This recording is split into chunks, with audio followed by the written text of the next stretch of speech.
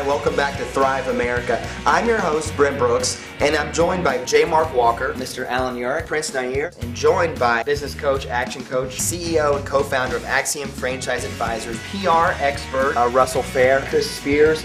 We're always looking for ways to build bridges of trust, build bridges of relationship.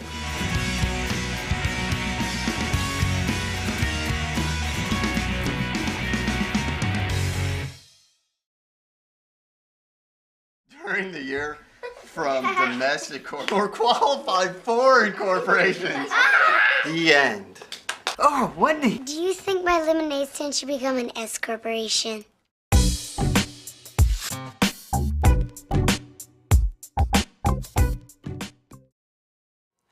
Welcome to Thrive America, a personal journey to help you thrive in any economy. Today, our guest is a soft-spoken, salt of the earth guy, patent agent Ron Reardon.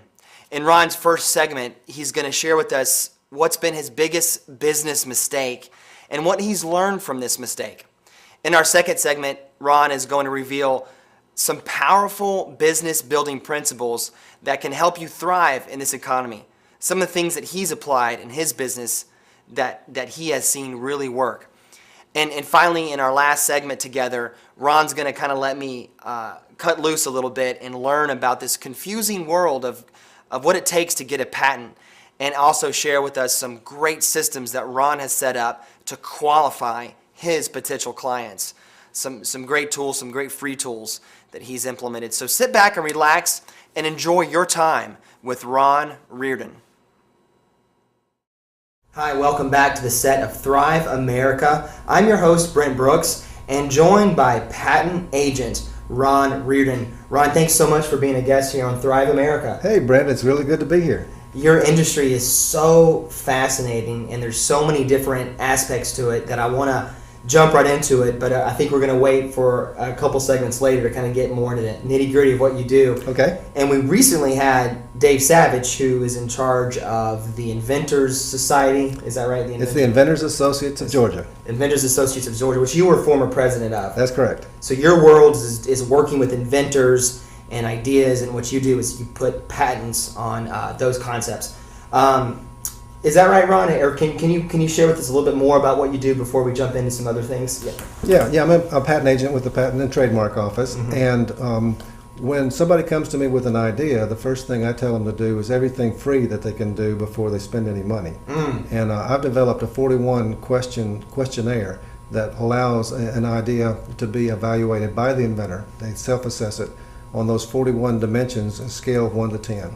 Yeah. And if their invention scores 60 or higher, then I tell them that it's got potential and they should go forward. But if it scores below 60, then they just need to walk away from it. That's a great principle, because a lot of the former guests on Thrive America have talked about you got to have passion, but then after that, you got to test and measure if your idea is going to connect and resonate with an audience. So the fact that you provide a free system is incredible, and what a gift you're giving to save money to that potential investor. Ron, I'd like to ask you a question about your business and looking back on the journey you've made. And can you share with us what's been your biggest business blunder, business mistake, and what have you learned the most from that experience? Okay. Well, it's hard to narrow it down to one, but to consolidate them all is throwing money at things that didn't work. Okay, I tell inventors and entrepreneurs now that only 10% of what you're going to do in a venture is going to work. The problem is you don't know which 10% it is, so you have to do 100%. But the 90% of what I did that didn't work was basically throwing money at things that didn't produce results. Didn't get any clients. I would advertise with a Better Business publication, no clients from that. Advertised in a newspaper, nothing came from that. Was on a radio program here locally in Atlanta, and I got nothing from that. And sponsored a robotics team, nothing came from that. So I put a lot of money into things that just got absolutely no result whatsoever. And so looking back, if I'd known that, I would have saved myself a ton of money of just doing things that didn't work.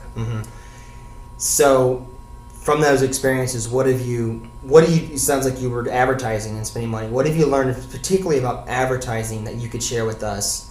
Because you've got to advertise, or you've got to market yourself. I mean, what worked and what? Well, I think it was old man Hershey who started the Hershey Company. Did no advertising while he was alive. It was only after his death that they started doing traditional advertising. And he said the absolute best advertising was word of mouth. Mm-hmm. And if I had applied that principle at the beginning, what I found worked from an advertising standpoint is third-person referrals, is to identify those people in the industry that are well respected already, and to find out, develop business relationships with them, and to talk with them about what a perfect client would be for them, send clients to them, through the contacts that I have, and then they in return, would reciprocate and send clients to me. That's what worked. Yeah, and that's such another trend that we're seeing on our show is how can you be a resource to other people, the idea of giver's gain, and it's a powerful principle, and if we apply it the right way, it can take away a lot of stress. Okay, some of your points here you talk about and you brought to our attention. The first one is think and flourish. As far as business building principles that you're going to share with us, what do you mean by think and flourish? Well, I mean, years ago, and it's still sold today, is a book called Think and Grow Rich by Napoleon Hill. Now, his original title for that was Use Your Noodle to Get the Boodle, okay? But the publisher said, no, we're not going to use that, and came up with Think and Grow Rich. And even with IBM, for a long, long time, their motto was just think. They had that through all their audiences. But when I say think, it's take time to get out from your normal office and things like that. Walk around, drive around, go to a coffee shop, and just have some think time. Get out magazines like Inc. and Fortune and Entrepreneur and just flip through there and look at what other people are doing and figure out is there a nugget in there somewhere that you can use in order to apply it to your business. I like that. Reminds me of your radio, your coming radio adventure is called Launch. That's correct. So, and the radio show that you're going to be having is going to come on Atlanta Business Radio X every Thursday morning at 10 o'clock. Called Launch. That's right. Okay, so check that out. Let's go on to your next business building principle to help us thrive in this economy. Is that you say here, if the mountain will not come to you, we need to go to the mountain. Yeah, and that's a principle that you're seeing happening more and more. I tell people that I have over 8,000 branch offices, and they're called Starbucks, okay, mm-hmm. and Caribou Coffee and other places like that. Is that when I started my business, I looked at what people really hate about attorneys in general and patent attorneys in specific. And part of it is that you have to go to their office downtown Monday through Friday, 8 to 5, mm-hmm. fight the traffic. And basically with some of those, you're actually paying for their office space and their secretary and their marble furniture and things like that. And so I decided that I would change that model and go to where a time and place that's convenient for the client. Wow. So if you're an inventor and you want to reach out to Ron, I guess in the Atlanta and Georgia area, it's possible that you could go and connect with them. That's correct. Hop in your car. Yeah, I've actually met with clients on a Sunday morning in a driving rainstorm at 6 o'clock in the morning at a Dunkin' Donuts. Okay, mm-hmm. And so that instead of saying clients have to come to my place, then I actually go and meet with them, and they seem to really appreciate the fact that I meet them close to their work or close to their home.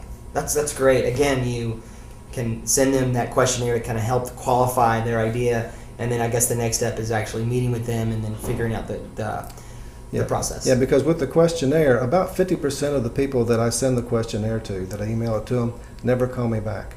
And so I know that they've taken the test, they scored less than 60, and they said, well, no point in putting any money into this. It's a qualifying process, and what a great process you've got in place.